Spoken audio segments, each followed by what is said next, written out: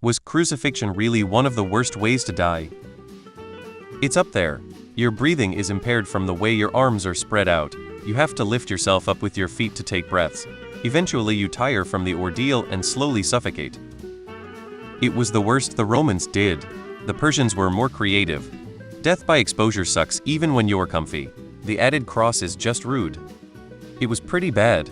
You put holes in somebody and string them up hanging from their arms until they eventually suffocate, all the while exposed to the elements. It was a very rough way to go. I think it was as much of a spectacle to the rest of the citizens as anything else. Like, this is what happens when you don't follow the rules. And on top of everything else, you and anyone you leave behind have to endure the humiliation.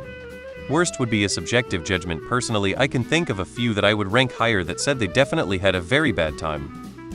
Impalement on a stake doesn't sound fun either. The ancients were terribly creative in their tortures.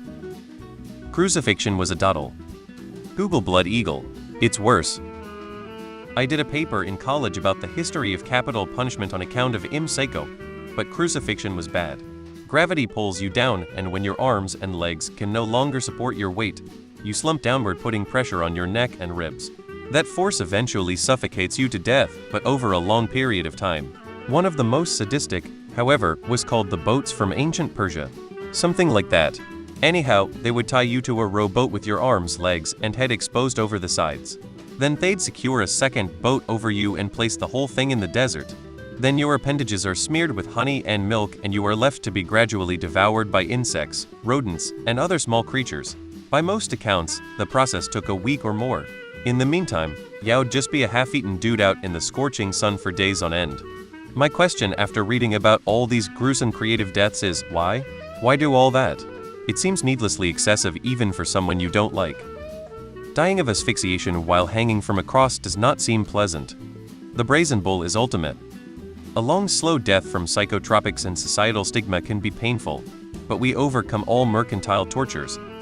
I am pretty sure the English had some horrific things like disemboweling while alive and brayfly, watching your innards be burnt before you die.